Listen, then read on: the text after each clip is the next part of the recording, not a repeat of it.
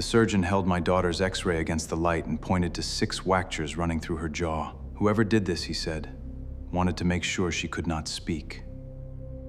That sentence changed me. Until that moment, I had been a frightened father. After that moment, I became the man I had spent 12 years trying to leave behind. My name is Daniel Mercer. I am 52 years old, a retired Army intelligence officer, and the father of 1 daughter. Her name is Claire. She was 21 that night, a senior at Hawthorne University in Virginia. She studied journalism, worked weekends at the campus radio station, and believed the truth mattered even when powerful people wanted it hidden. I used to tell her that courage was knowing when to fight. She always answered, "No, Dad. Courage is knowing what is worth fighting for." At 11:43 on a rainy Thursday night, I received a call from St. Matthew's Hospital. The woman on the phone asked if I was Claire Mercer's father. Her voice was calm, but I heard the tension underneath it. "Yes," I said. "What happened?" There was a pause. "Your daughter was found unconscious near Hawthorne University. You need to come immediately." I asked again what had happened. The woman only said Claire had been assaulted. I do not remember putting on my shoes. I do not remember locking the front door. I remember the rain striking my windshield and the red traffic lights turning every empty intersection into an enemy. Claire was my only child. Her mother, Rebecca, died when Claire was 14. I promised Rebecca I would keep our daughter safe. On the drive, that promise repeated in my mind. Keep her safe. Keep her safe. Keep her safe. I had failed. Claire lay beneath a white blanket, her head bandaged. Her left eye was swollen shut. Bruises covered her face. A tube ran into her arm. On a chair beside the bed was an evidence bag containing her green jacket. The sleeve was torn. One of the brass buttons was missing. I sat beside her and took her hand. "I'm here, sweetheart." Her fingers moved weakly around mine. That tiny movement nearly broke me. Dr. Samuel Raid entered a few minutes later. He showed me the X-ray and explained that Claire's jaw had been broken in 6 places. She also had 2 cracked ribs, a concussion, and defensive wounds on both hands. She fought back. He said, "Will she recover?" "Physically, yes. It will take time. We'll operate in the morning." Then I asked the question that mattered most. "Who did this?" He looked toward the door before answering.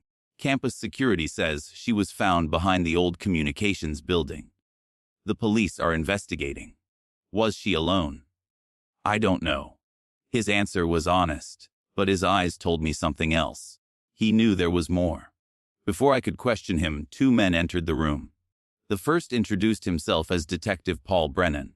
He was in his late 40s, tired looking, with a coffee stain on his tie. The second man wore an expensive charcoal suit and did not introduce himself at all. Brennan opened a small notebook. "Mr. Mercer, we believe your daughter was the victim of a robbery." I looked at Claire's torn jacket inside the evidence bag. What was stolen? Her phone and purse. Her watch is still on her wrist. Her necklace is still around her neck. If someone wanted money, why leave both? Brennan shifted his weight. People under the influence don't always act logically. Under the influence of what? He hesitated. Your daughter had alcohol in her system. I stared at him. Claire doesn't drink. The man in the suit finally spoke. College students often keep things from their parents. I turned toward him. Who are you? Richard Vale. I represent Hawthorne University. Then leave. His expression did not change. The university wants to assist in any way possible. You can assist by getting out of my daughter's hospital room. Vale looked at Brennan. Something passed silently between them. Then he placed a business card on the table and walked out. That was my first warning. The second came when I asked Brennan about security footage. He said 3 cameras near the communications building had stopped recording because of a network failure. The failure had begun at 10:02 p.m. and ended at 11:18 p.m. Claire had been found at 154. A very convenient failure, I said. Brennan closed his notebook. I understand you're upset. No, detective. You understand that I'm asking the right questions. His face tightened. Let us do our job. Then he left. At 4 in the morning, Claire opened her good eye. She tried to speak, but pain stopped her. I found a pen and held a notepad against the blanket. "Do you know who hurt you?" She wrote slowly. Each movement seemed to exhaust her. "Nah, Noah hurt you." She shook her head. Then she wrote again. "No aish helpadi." Below that, she added 2 more words. "Find dai." Her hand went still. I did not know who Noah was. I did not know what red meant. But I knew Claire had used the last of her strength to give me those words. At sunrise, while she slept, I called her roommate, Tessa Grant. Tessa answered after the 3rd call. She sounded frightened. When I told her Claire was alive, she began to cry. "Mr. Mercer, I'm so sorry. Who is Noah?" The line became silent. "Tessa? No Price," she whispered. "He works with Claire at the radio station." "Where is he?" "Nobody knows. He didn't come home last night." A cold feeling moved through me. What was Claire working on? Tessa took a shaky breath. She said she had found proof that someone at Hawthorne was hurting girls. She wouldn't tell me everything. She said the fewer people who knew, the safer we would be. "What does find red mean?" Tessa stopped crying. Then, in a voice barely above a whisper, she said, "Claire has a red flash drive." "Where?" "I don't know. But yesterday she told me that if anything happened to her, the truth was already somewhere safe." Before I could ask another question, someone knocked on Tessa's door. She gasped. The call ended. I tried calling back. Her phone went directly to voicemail. 5 minutes later, Richard Vale returned to Claire's room. This time he carried a leather folder. "The university is prepared to cover all medical expenses," he said. "We can also arrange a private rehabilitation program. That is generous. There is one condition." He opened the folder. Inside was a confidentiality agreement. I read the first page and almost laughed. In exchange for payment, Claire and I would agree not to discuss the attack, the failed cameras, the university, or any student connected to the case. "My daughter hasn't even had surgery, and you're trying to buy her silence." Vale's voice remained smooth. "I'm trying to protect her future." I stepped closer. "Someone broke her jaw to protect a secret. Now you're standing beside her bed with a contract asking me to finish their work." For the first time, his mask slipped. "You don't understand the people involved." "Then explain them to me." "Walk away." "Mr. Mercer." "No." He gathered the papers. "Men with your background often believe every problem can be solved through force."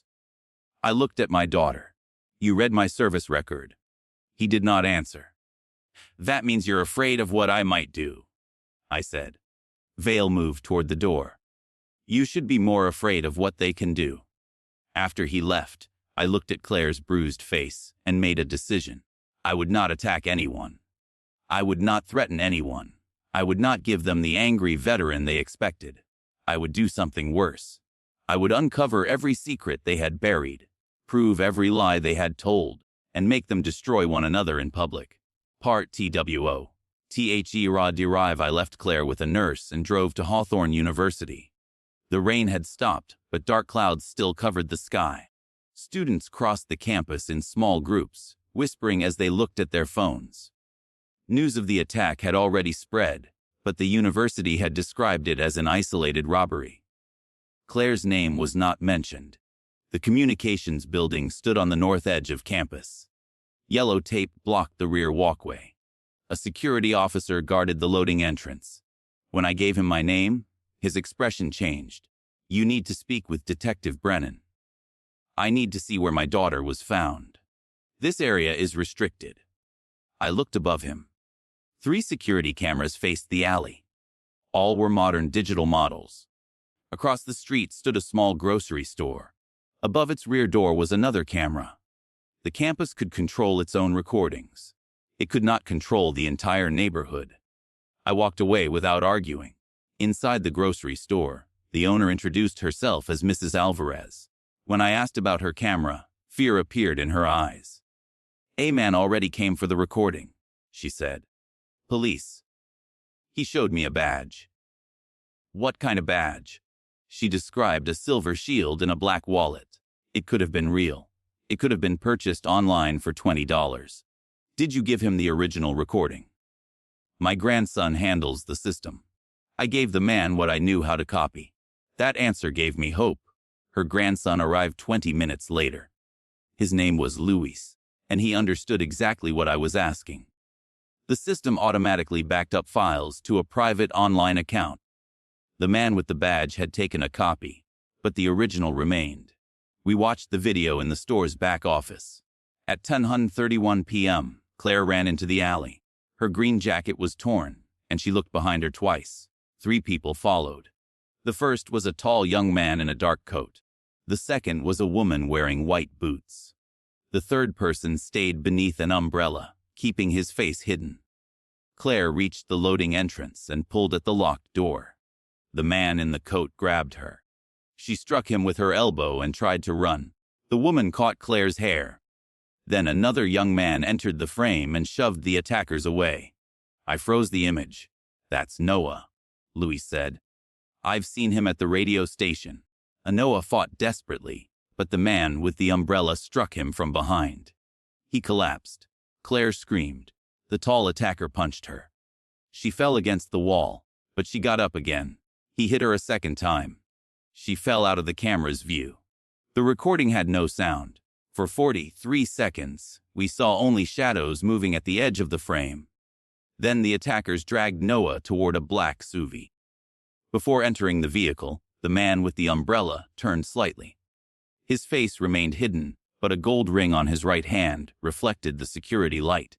It carried a large black stone with a silver letter H. Hawthorne University gave that ring to members of its private leadership society, the Hawthorne Circle. Claire had once joked that the Circle was a fraternity for future senators and present-day criminals. Louise made 3 copies of the video. I placed one in my jacket, one in my truck, and sent one to an old friend named Marcus Cole. Marcus and I had served together overseas. After leaving the army, he became a digital security investigator. "Send me everything," he said. I sent the recording, the camera outage times, and the names of Richard Vale and Noah Price. "What do you need?" Marcus asked. "The truth," I said. "Find it." My next stop was Claire's dormitory. Tessa opened the door only after I said my name 3 times. Her face was pale. 2 men had visited that morning and claimed to be detectives. They searched the room without showing a warrant. "They kept asking about Claire's laptop," she said. "Where is it? Missing." "And the red flash drive." She shook her head. I studied Claire's desk. A photograph of Rebecca stood beside the lamp. Behind it was a small sticky note containing 3 words. "Mums Lassen." I knew the song. Rebecca used to sing "Blue Moon" while cooking breakfast. Claire had been embarrassed by it as a child, but after Rebecca died, it became something private between us. "Did Claire have any music equipment?" I asked. Tessa pointed to an old red portable radio on the windowsill. It had belonged to Rebecca. I picked it up and heard something move inside. The battery compartment was empty except for a red flash drive taped beneath the cover. Tessa covered her mouth. Claire had hidden the evidence in the one object she knew I would recognize. I did not connect the drive to any computer. Instead, I sealed it inside an envelope and sent a photograph to Marcus. His reply came immediately. "Dio namo pen, it accordio era bilanguo HE." I looked through the window. A black SUV was parked across the street. The same kind of vehicle I had seen in the video. Tessa wanted to call the police, but I stopped her. If someone inside the department was helping the attackers, calling would only reveal that we had found the drive. I slipped an empty memory stick into my pocket and gave the real one to Tessa. "Take this to the hospital," I said. "Give it directly to Dr. Reid. Tell him it contains Claire's insurance records." "What are you going to do?" "Give the men outside what they came for." I left the dorm and walked toward the parking garage. The SUV followed slowly. On the second level, 2 men stepped from behind a concrete column. One was Richard Vale. The other was younger and broader, with a scar across his chin. "Give me the drive," Vale said. I held up the empty memory stick. "You mean this?" His eyes fixed on it. "Your daughter stole private information. My daughter was beaten nearly to death." Those events do not have to destroy your life too. The younger man moved closer. Mr. Vale asked you politely. He wanted me to fight so they could describe me as unstable. So I dropped the memory stick on the concrete. Vale bent to pick it up. Good decision, he said. I agree. My phone was recording inside my shirt pocket. Tell me one thing, I said. Why did they take Noah? Vale's eyes moved toward mine. Because unlike your daughter, he understood what he saw. That was all he gave me, but it was enough. Noah was alive, or Vale believed he was. And Vale knew where he had been taken. I watched them drive away with a useless piece of plastic. Then I called Marcus. They took the bait.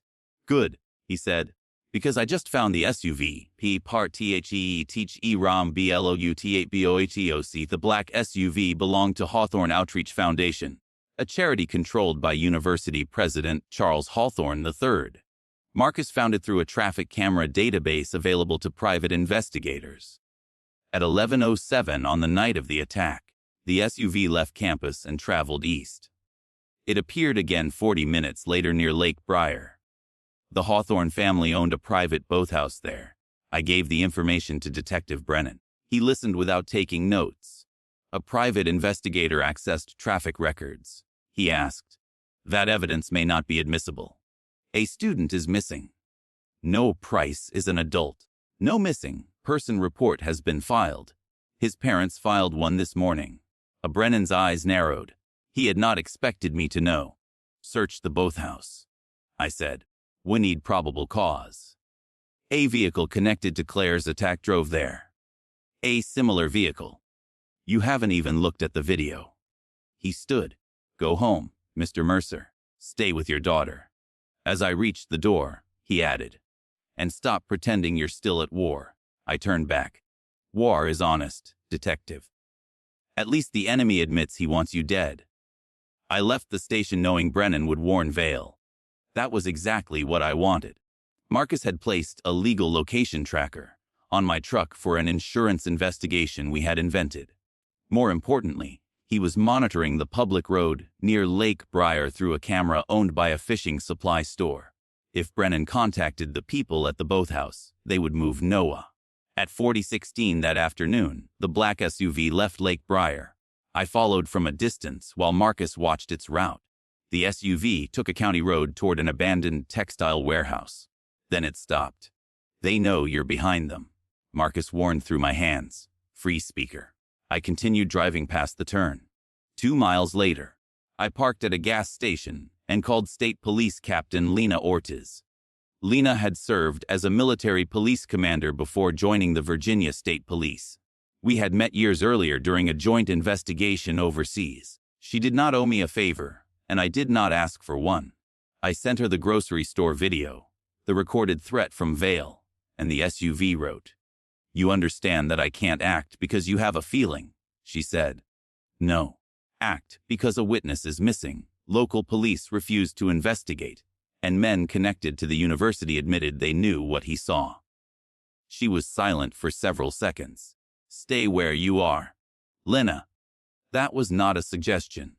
22 minutes later, state police vehicles surrounded the warehouse. They found Noah in a locked office on the second floor. He was alive. His left arm was broken, and he had been drugged. Beside him were his wallet, Claire's missing purse, and small bags of illegal pills. Someone had been preparing to make his death look like an overdose after a robbery. The officers also arrested the man with the scar. His name was Owen Pike. He worked for Vale's private security company. Vale was gone. Detective Brennan arrived after the rescue and acted surprised. Captain Ortiz did not believe him. She took control of the case and ordered an internal review of Brennan's actions. For the first time since Claire's attack, I felt the balance shift. But the red drive changed everything. Marcus examined it in a secure lab. It contained audio interviews, photographs, financial documents, and copies of deleted campus security reports. Claire had been investigating a group inside the Hawthorne Circle. For 3 years, wealthy students had used invitation-only parties to target young women. Drinks were drugged. Complaints disappeared. Security recordings were erased. Victims were offered money or threatened with damaged academic records. The university protected the students because their families were major donors. At the center of it all was Grant Hawthorne, the university president's 24-year-old son. Grant was the tall man in the dark coat. The woman in white boots was his girlfriend, Madison Vale, Richard Vale's daughter. The man beneath the umbrella was President Hawthorne himself. Claire had not merely witnessed one crime. She had found evidence of a system. On the night of the attack, she met an 18-year-old freshman named Sophie Lane at the radio station. Sophie said Grant had drugged her at a circle party 2 weeks earlier. She had reported it to Dean of Students Harold Pierce. The next day, her scholarship was placed under review. Claire promised to help her. She and Noah arranged to record Grant confessing. Sophie sent Grant a message asking to meet behind the communications building. Claire waited nearby with her phone recording. But Sophie never arrived. Someone had discovered the plan. Grant Madison and President Hawthorne met Claire instead. Noah tried to save her. Grant attacked them both. President Hawthorne ordered Pike to take Noah and clean the scene. Madison stole Claire's phone. They thought the recording was on the phone. Claire had already copied everything to the red drive. Marcus found one final file. It was an audio recording captured during the attack. Claire's voice was frightened but clear. "If you touch Sophie again, I will release everything." Grant laughed. "Who will believe you?" Then President Hawthorne spoke. "Give us the drive. Claire, your father served this country. Don't make us ruin his name too." Claire answered, "My father taught me not to surrender to cowards." There was the sound of a struggle. No shouted. Then came the blow that broke Claire's jaw. I removed my headphones and walked outside. For several minutes, I stood alone beneath the night sky. I wanted revenge in its oldest form. I wanted Grant Hawthorne to feel fear. I wanted Richard Vale to beg. I wanted President Hawthorne to lose everything while I watched. Then I remembered Claire's words. Courage is knowing what is worth fighting for. If I acted in anger, I might satisfy my pain for one night. If I used the evidence correctly, I could protect every young woman they had tried to silence. So I made a different plan. I would let the Hawthornes believe they still had time to bury the truth. Then I would make them confess while the whole country listened. Part of OUR. THT rape 2 days after Claire's surgery. President Charles Hawthorne requested a private meeting. He chose the university's historic administration building. The room contained portraits of his father and grandfather. Hawthornes had controlled the university for nearly 70 years. Charles sat at the head of a long table. Richard Vale sat beside him. Grant and Madison were absent. Captain Ortiz wanted me to wear a recording device. I agreed, but I did not tell her about Marcus's second recording system hidden inside my belt. Men like Hawthorne survived by controlling evidence. I wanted more than one copy. Charles folded his hands. "Mr. Mercer, this tragedy has gone too far. My daughter might agree." He ignored the comment. Grant admits there was an argument. He also admits he struck Claire once after she attacked Madison. 6 breaks from 1 strike. Impressive. Vale slid a document toward me. The university offered $5 million. Claire's medical care would be covered for life. In exchange, we would surrender the red drive, withdraw our accusations, and state publicly that Claire had been confused because of alcohol. "You drugged her," I said. Charles shook his head. "Claire attended a party." "No, Sophie attended the party. Claire was drugged after the attack so you could change her blood test." For the first time, Vale looked surprised. That detail had not been on the drive. Dr. Raid had discovered a puncture mark on Claire's arm that did not match any hospital treatment. Toxicology showed the sedative had entered her system shortly before campus security called the ambulance. Someone had injected her while she lay unconscious. "You're making dangerous accusations," Vale said. "I'm repeating a medical fact." Charles leaned forward. "What do you want?" "The truth. Everyone wants something." "Fine. I want Grant to confess. I want Madison to confess. I want every security report restored. I want the names of every person who helped you." Charles smiled. "And if I refuse?" "At noon tomorrow, The evidence goes to every national news network. Vale laughed softly. Evidence can be challenged. So can reputations. People know this family, Charles said. They know what we built. That is why the fall will be so loud. The room became silent. Then Charles made his mistake. Your daughter should have taken the warning, he said. Grant only meant to scare her. Pike was supposed to retrieve the drive and move the boy. Nobody told him to break her face. A veil turned toward him. Charles realized what he had said. I remained still. Thank you, I said. Vale stood so quickly that his chair fell backward. He searched my jacket and found Captain Ortiz's recorder. He smashed it against the table. Charles smiled again. Did you really think we would let you walk out with that? I looked down at the broken device. No. Police entered through both doors. Captain Ortiz arrested Charles Hawthorne for conspiracy, witness intimidation, obstruction, and kidnapping. Vale was arrested on the same charges, but Grant and Madison had disappeared. Their phones were off. A university plane registered to the Hawthorne Foundation was preparing to leave a private airport outside Richmond. State police reached the runway before takeoff. The plane was empty. Grant had created the flight as a distraction. He and Madison were still nearby. At 7:20 that evening, I returned to the hospital. Claire was awake and communicating through a tablet. I told her Charles and Vale had been arrested. She typed one question. I sospechi. I had assumed Sophie was hiding with her parents. Captain Ortiz called them. Sophie had never come home. Then Claire typed another message. Girant Kambu Sech Italic. My phone rang. It was Grant. His voice was relaxed. Your daughter caused a lot of trouble. Where is Sophie? Safe for now. What do you want? The red drive and the original grocery store video. Bring them to the old Army training grounds outside Fort Dalton. Come alone. If you hurt her, you will what? Hunt me. You couldn't even protect your own daughter. The call ended. Claire had heard every word. She reached for my hand and shook her head. I knew what she meant.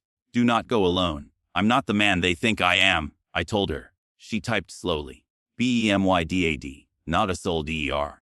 I kissed her forehead. I can be both tonight. Captain Ortiz organized the rescue. The training grounds covered hundreds of acres of abandoned buildings and forest. Grant had chosen them because he knew I had once trained there. He expected me to rely on old instincts. He did not know Claire had already given us the answer. Inside the files on the red drive was a photograph from a Hawthorne Circle initiation. It showed Grant standing beside a red brick observation tower at Fort Dalton. Beneath the tower was the number 7. At 10:08 p.m., I drove through the broken gate alone. The drive in my pocket was a copy. A microphone transmitted every sound to Ortiz's team. Grant waited inside Tower 7. Madison stood near the wall holding a handgun. Sophie sat in a chair with her hands tied. Grant searched me and took the drive. You ruined my family, he said. Your family did that without my help. He struck me across the face. I did not respond. Fight back, he said. He wanted to prove something. Men like Grant always did. You attacked 2 unarmed students, I said. There's nothing you can prove to me. His face twisted. Claire should have minded her own business. So you broke her jaw. She kept screaming. And Noah. Pike was supposed to deal with him. Every word traveled to the police outside. Madison began to cry. Grant, stop talking. He turned on her. Your father handled the cameras. Your father sent Pike because you told him Charles would protect us. There it was. The truth turning them against one another. I looked at Sophie. Are you hurt? She's fine, Grant snapped. Sophie raised her eyes toward me. Then she looked at the floor beside Madison. The missing brass button from Claire's jacket lay near Madison's boot. Madison had kept it. Perhaps it was a trophy. Perhaps she had forgotten it was caught in the sole of her boot. Either way, it connected her directly to the attack. Outside, Ortiz waited for my signal. I said the sentence we had chosen. Claire was right about courage. The lights went out. Grant shouted. Madison fired once into the ceiling. I moved toward Sophie, pulled her to the floor, and covered her with my body. Police broke through the doors. Flashlights filled the room. Grant ran toward the rear exit. He made it 6 steps before officers brought him down. Madison dropped the gun. Sophie was safe. As police led Grant past me, he smiled through a bloody lip. "My lawyers will destroy your daughter." I looked at the young man who had believed money made him untouchable. "No," I said. "Your own voice just did that." Fa part FEV. The ludus T siliensi. The arrest became national news by morning. The story was no longer about one attack behind a university building. It was about years of hidden complaints, destroyed evidence, frightened students, and a powerful family that believed every person had a price. 17 women came forward. Some had left Hawthorne University without finishing their degrees. Some had accepted settlements because they were afraid. One woman had been told that reporting Grant would destroy her father's small business, which depended on a university contract. Every new voice strengthened the others. Detective Brennan was arrested after investigators found payments from Vale's security company in an account under his brother's name. Brennan had delayed search requests, warned Vale about witnesses, and helped a fake officer collect the grocery store video. Dr. Raid identified the campus paramedic who had injected Claire with the sedative. The paramedic accepted a deal and testified that Dean Pierce ordered him to make Claire appear intoxicated. President Hawthorne resigned from the university board. Richard Vale lost his law license. Madison pleaded guilty and agreed to testify. Grant refused every offer. He still believed a jury would see his name, his education, and his expensive suit instead of the man beneath them. The trial began 8 months later. Claire had undergone 3 surgeries. She could speak again, but her voice was different. It was softer and slightly rough. For months, she practiced simple words in front of a mirror. The first full sentence she said to me was, "This is not your fault." I had not realized how badly I needed to hear it. On the morning Claire testified, the courthouse steps were crowded with reporters. She wore Rebecca's silver necklace and the repaired green jacket from the evidence bag. "Are you sure?" I asked. "I hid long enough," she said. Inside the courtroom, Grant watched her walk to the witness stand. His attorney tried to confuse her with dates and times. He asked about alcohol. He suggested that trauma had damaged her memory. He implied that I had used my military experience to manufacture evidence. Claire remained calm. Then the attorney asked why she had followed Sophie instead of calling campus security. Claire looked directly at the jury. Because campus security had ignored other women. Sophie needed someone to believe her before she disappeared inside their system. The attorney asked if Claire hated Grant. She thought for a moment. "No," she said. "Hate would mean he still controls part of me." The courtroom became completely silent. The prosecutor played the recordings. The jury heard Grant say Claire should have minded her own business. They heard him admit that she kept screaming. They heard President Hawthorne say Grant only meant to scare her. They heard Vale's threat in the parking garage. Then they heard Claire's voice from the night of the attack. "My father taught me not to surrender to cowards." Grant looked down. For the first time, he appeared small. The jury deliberated for 6 hours. They found him guilty of aggravated assault, kidnapping, conspiracy, evidence tampering, witness intimidation, and multiple crimes connected to the women who came forward. Charles Hawthorne, Richard Vale, and Dean Pierce were convicted in separate trials. The Hawthorne Family Foundation collapsed. Its remaining money was placed into a victims' compensation fund. The university removed the family name from the library, the administration building, and the scholarship program. A year later, Hawthorne University reopened the old communications building under a new name, the Mercer Center for Investigative Journalism and Student Safety. Claire hated the name at first. "It sounds like I'm dead," she told me. "I voted for the Rebecca Mercer Center." I said. That changed her mind. The university dedicated the center to both Claire and her mother. It provided free legal help, confidential reporting, and emergency support for students. Sophie became one of its first student volunteers. Noah returned to the radio station after his arm healed. On the day the center opened, Claire asked me to meet her behind the building. The alley had changed. New lights covered every entrance. Cameras faced every direction. A small garden had replaced the place where she had fallen. Claire stood beside a stone bench. She held the red flash drive between two fingers. "I spent months wishing I had never found this," she said. I know. "Then I spent months wishing I had released it sooner." "You did what you could." She looked toward the building. "Do you remember what Mom used to say when storms frightened me?" I remembered.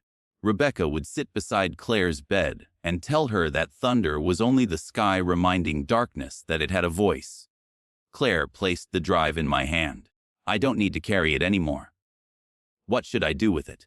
"Keep it. Fathers like keeping things." I laughed and she smiled. Then her expression became serious. "Dad, did you really think you failed me?" I could have lied, but she deserved the truth. "Every day." She took my hand. "You didn't fail me. You believed me." Those 4 words reached a place inside me that no court decision could touch. I once thought protection meant stopping every blow. Sometimes it begins after the worst has happened. It means listening, believing, and standing beside someone until her strength returns. Claire completed her degree the following spring. At graduation, the scars along her jaw were still visible. She did not hide them with makeup. When her name was called, she crossed the stage while the entire audience stood. Noah cheered, Sophie cried, and I could not make a sound.